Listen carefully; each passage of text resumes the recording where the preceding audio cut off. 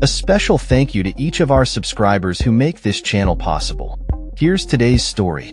Ankara, Turkey. In a significant development in the long-standing conflict between Turkey and the Kurdistan Workers Party, PKK, the imprisoned leader Abdullah Ocalan has renewed his call for fighters to disarm.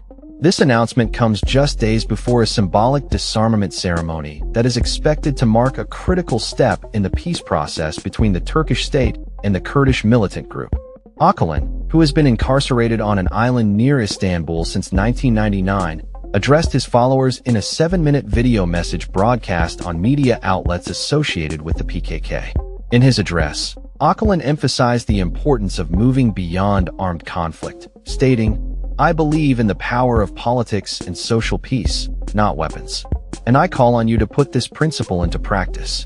This call for disarmament is particularly poignant as it follows Ocalan's earlier request in February for the PKK to convene a Congress and formally dissolve itself, a move that was met with a positive response from the group in May when they announced their intention to renounce armed conflict. The ongoing conflict, which has lasted for over 4 decades, has resulted in the deaths of tens of thousands of people since the 1980s. Ocalan's latest message appears to be a strategic effort to persuade any remaining fighters who may be reluctant to abandon their armed struggle. He expressed his support for the establishment of a parliamentary committee tasked with overseeing the peace initiative, highlighting the need for transparency and public confidence in the disarmament process. Turkish President Recep Tayyip Erdogan responded positively to Ocalan's message during a speech to lawmakers from his ruling party, stating that he anticipated imminent progress in the peace initiative. Erdogan expressed optimism that the peace process would not only benefit Turkey but also the broader region, stating, "Once the wall of terror is torn down, God willing, everything will change. More pain and tears will be prevented." He further emphasized that the winners of this process would be the entire country, including Turks, Kurds, and Arabs, and expressed hope that the initiative would proceed without any attempts to sabotage it.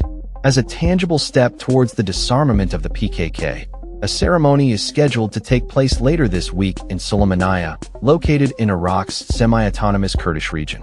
Reports indicate that a group of 20 to 30 PKK fighters will descend from their mountainous bases to publicly destroy their weapons in front of civil society organizations and invited observers.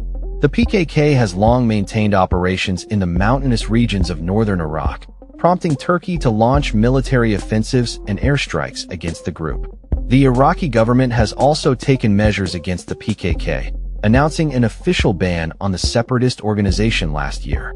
In anticipation of the peace process, Turkey's intelligence chief, Ibrahim Kalin, visited Baghdad on Tuesday to discuss security issues and the ongoing peace initiative with Iraqi Prime Minister Mohammed Shia al-Sudani and other officials.